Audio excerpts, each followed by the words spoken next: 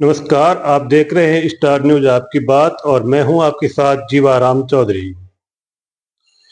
पंचायत की पंचायती इस खास कार्यक्रम में आज हमारे साथ खास मेहमान मौजूद है। सोजत पंचायत समिति की रेहपड़ावास ग्राम पंचायत के सरपंच व प्रशासक श्री भंवरलाल जी कुमावत। भंवरलाल जी, हमारे इस खास कार्यक्रम में आपका सबसे पहले तो बहुत बहुत स्वागत है।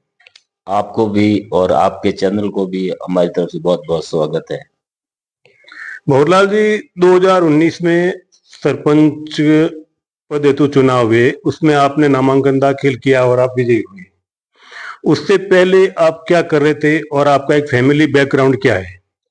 उसके पहले मैं तो खेती का भी काम करता था और घर का काम संभालता था और ट्रैक्टर की लाइन की मेरा धंधा था और मेरे बाल बच्चे वो बाहर है या नहीं। तो सरपंच बनने की आपने कैसे सोची, या किसी ने कोई सुझाव दिया, या कैसे क्या हुआ ये? नहीं, सरपंच बनने की हमारे सुझाव तो पहले दिया था, जैसे कि हमारे अभी इस इस दुनिया में अभी वो नहीं रहे, भंवरलाल जी ढाका साहब थे रेपड़ावास के। उनको मेरे को 12 महीने पहले भी बोल दिया था कि भाई भंवर जी अब की बार आपको खड़ा होना है। और उनकी अच्छी सोच थी और हमारे भी मित्र थे, संपत जी कुमाऊं थे, जैसे और भी थे, सबने बोला भी आपको सरपंच के उम्मीदवार बनना है, तो हमने तय कर दिया। भंवरलाल जी, आपने पढ़ाई कहाँ तक की हुई? मैंने 10वीं तक पढ़ाई की है।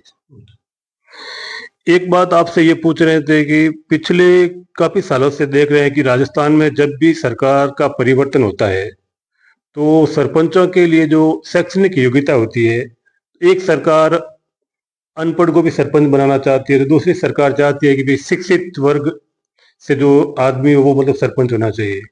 तो आपके हिसाब से सरपंच अनपढ़ होना चाहिए या पढ़ा लिखा होना चाहिए? क्योंकि आज की अगर हम टाइम देखें तो अ, सब कुछ ऑनलाइन वाला सिस्टम हो गया, कंप्यूटर पे काम बहुत ज्यादा हो रहे हैं। तो आपके हिसाब से सरपंच पढ़ा हुआ मतलब पढ़ा लिखा होना चाहिए या अनपढ़ भी चल सकता है? नहीं, अभी तो ऐसा युग आ गया है कि सरपंच तो होना चाहिए, पढ़ा लिखा भी होना चाहिए, अच्छा रहे। कि अनपढ़ की तो अब देख लो कि कुछ उसको कुछ ध्यान भी नहीं पड़ता है, नहीं वो पंचायत समिति जा सकता है, नहीं कहीं किसी को जवाब दे सकता है। क्यों आजकल आजकल ऑनलाइन सिस्टम हो गया पूरा डिपार्टमेंट भी। तो सरपंच तो पढ़ा लिखा हुआ तो अच्छा रहे। होरलाल जी, आपकी ग्राम पंचायत में मुख्यतः 3 गांव है, रेपलावास, हापत और गोदेला। तो आप लगभग पिछले 6 साल से, मतलब 1 साल तो आपका ये प्रशासक का कार्यकाल हो गया और 5 साल आप सरपंच रहे। इन 6 सालों में ग्राम पंचायत में लगभग कितने पैसों का क्या क्या काम करवा दिया? इसमें हमने शुरुआत से जो भी काम किया था ना, तो हमने शुरुआत से भी जिला परिषद से हमने 30 लाख रुपए मिले थे। अच्छा। और 30 लाख का काम 3 गांव में करवाया था। और उसके बाद में हमने जिला परिषद से और 20 लाख रुपए लिए। तो 20 लाख का काम हमने वो भी रेपड़ावास के अंदर नाली का काम करवाया था। और पंचायत जो भी ग्राम पंचायत का फंड के पैसे थे वो भी हमने सीसी है, ब्लॉक है, उसमें भी हमने खर्च किए थे। और दूसरा भी हमने काम, जैसे कि रेपड़ावास के अंदर सीवरेज लाइन आधा गांव के अंदर हमने बिछा दी है, जो पानी की निकासी के लिए अंदर अंडरग्राउंड निकासी के लिए। और नाली निर्माण का भी काम किया है। और भी जैसे कि जेजेएम का भी काम वो भी आया था, वो भी हमने करवाया था। और तीनों गांव के अंदर जैसे कि रेपड़ावास और हापत दोनों के अंदर सीसी रोड, जैसे रेपड़ावास के अंदर 1 किलोमीटर सीसी रोड हुई थी और हापत के अंदर 600 मीटर की सीसी रोड हुई थी, वो भी हमने ग्राम पंचायत और आगे से काम लाके वो भी हमने करवाया था। और तीनों गांव के अंदर पहले हमने हापत के अंदर एक टीन सेट बनवाया था, उसमें 6 लाख रुपए खर्च किए थे। उसके बाद में हमने एक टीन सेट गोदला में बनाया था, उसके 8 लाख रुपए हमने खर्च किए थे पंचायत के। और उसके बाद में हापत पोपेश्वर महादेव जी के मंदिर के ऊपर हमने बहुत बड़ा टीन सेट बनवाया। एमएलए फंड से भी हमने पैसे लिए थे, कुछ हमने पंचायत से भी खर्च किए थे। तो उसमें हमने 20 लाख करीबन पैसे खर्च किए थे। फिर रेपड़ावास में गायों के गुवाड़ में हमने टीन सेट बनवाया था, या भी 10 लाख 8-10 लाख रुपये भी हमने खर्च किए थे। और ग्वाड़ के आसपास हमने सीसी ब्लॉक भी करवाई थी। और भी काम है, कुछ हमको भी ऐसे की याद भी जमान नहीं है, काम हमने बहुत करवाए थे ऐसे। अच्छा, ग्राम पंचायत विकास के हेतु जो पैसा आता है सरकार से, उस पैसे का मुख्य स्रोत क्या है? एमएलए फंड है, एमपी फंड है, प्रधान फंड है या कोई अन्य फंड है? सबसे ज्यादा पैसा कौन से फंड से आता है? देखो, पैसा तो लाना वाला चाहिए। एमएलए फंड का भी पैसा आता है, प्रधान फंड का भी पैसा आता है। तो वो अब क्या है, जैसे आपके आपके ऊपर आधार है। आप सबसे मिलजुल कर रहे तो वो पैसा भी मिलता है, और नहीं रहे तो नहीं। तो आपने पिछले 6 सालों में ग्राम पंचायत के विकास कार्यों तो लगभग एक अंदाज मान के चले कितना पैसा आपने खर्च कर दिया होगा? वो अंदाज तो यार ये तो मैं कैसे बता सकता हूँ, मेरे को मुख्य जबान याद। अच्छा, कोई फिक्स मतलब आंकड़ा नहीं है आपके पास? अच्छा, मेन काम पंचायत के अंदर होता है, मुख्य काम होता है जो मतलब गांव की गलियों के अंदर सीसी ब्लॉक है या सीसी सड़क है, ऐसा काम होता है, या फिर पेयजल के लिए, या फिर चिकित्सा है, शिक्षा है, ये भी होता है। तो आपने सबसे ज्यादा प्राथमिकता किस काम को दी? हमने गांव के अंदर पहले तो हमने सीसी ब्लॉक ही दी। सीसी ब्लॉक है, नाली है, सीवरेज है, और स्कूल के अंदर भी जैसे कि, और हमारे पहले आपत के अंदर स्कूल 10वीं तक ही थी। अच्छा। तो 10वीं के बाद हमारे आने के बाद 12वीं स्कूल भी हो गई थी। हमारे ग्राम पंचायत या प्रवास के अंदर गोदला ग्राम के अंदर पहले 5वीं तक की स्कूल थी, तो हमने वो 8वीं तक स्कूल वो भी हमने वो करवा दी थी। और अपना अच्छा सहयोग रहा हर बात का, हर आदमी का सहयोग रहा हमारे साथ। एक बात मैं ये पूछना चाह रहा हूँ कि जब भी चुनाव होते हैं ना, तो ग्रामीण स्तर पर बहुत सारे मुद्दे चलते हैं अपने यहाँ। कहीं पर अपन देखते हैं तो जातिवाद के मुद्दे चलते हैं, कहीं पर गांव के मुद्दे चलते हैं कि भी हमारे गांव का होना चाहिए, जहां पर ग्राम पंचायत का मुख्यालय है तो वहां का सरपंच होना चाहिए।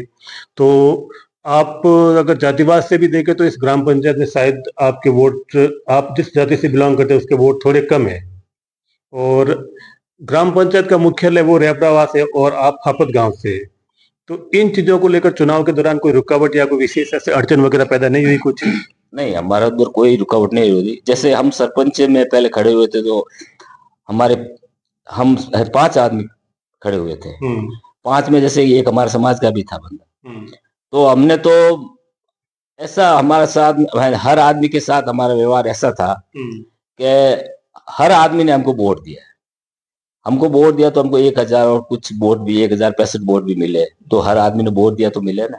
हम वो जातिवादी वो कुछ नहीं है, हमारे नेचर और अगले की भावना से हमको वोट मिले हैं। और हमने आज 5-6 साल में भी किसी के साथ नहीं तो हमने गलत किया है, नहीं किसी के साथ हमने अभी कि इसका काम करना उसका नहीं करना ऐसा व्यवहार हमने नहीं किया है आज दिन तक। हमने जो भी काम किया है अपना भाई समझ के हमने काम किया है।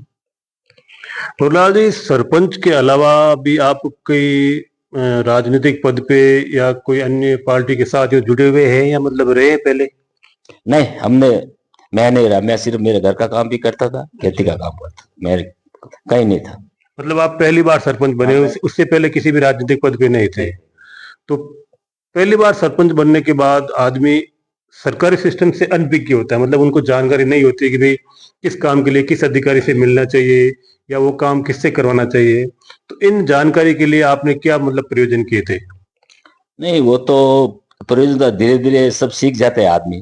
देखो, पहली कक्षा में पढ़ता है, पहले दूसरी बार दूसरी तीसरी बार जैसे भी थोड़ा सब सीख जाते हैं। और कुछ सपोर्ट भी लेना पड़ता है हर आदमी का कि अभी हमको ध्यान है तो हम पूछ लेते हैं कि अभी क्या पैसा कहाँ से लाना है, क्या पैसा क्या करना है, काम कैसे करना है। वो भी हमारे सहयोगी थे, उनसे हम पूछ के भी काम भी करते थे।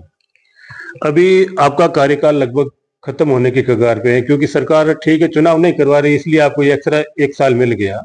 तो अभी और कौन से पंचायत के कार्य हैं जो अभी आपके पेंडिंग है या जिसे आप तत्परता से मतलब करवाना चाहते हैं? भाई, कार्य तो पेंडिंग कम से 12 महीने से पड़े हमारे भी, क्योंकि हमको 1 साल तो डोनेशन तो मिल गया, पर 1 साल का फायदा वो फायदा हमको नहीं मिला कि हमको कुछ जनता के काम करवा सके।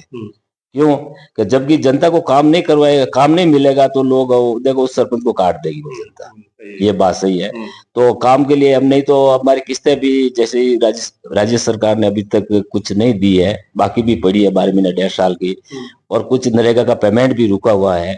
इसीलिए अब क्या करें कि जनता का काम नहीं, काम रुक गया। हमारा 5-6 काम था वो अभी रुक गया, और हमारा भी टाइम 2-3 महीने रहे अभी। अब देखो पैसा आवे तो हम काम करवा देंगे, अब नहीं आवे तो क्या करें। सही है।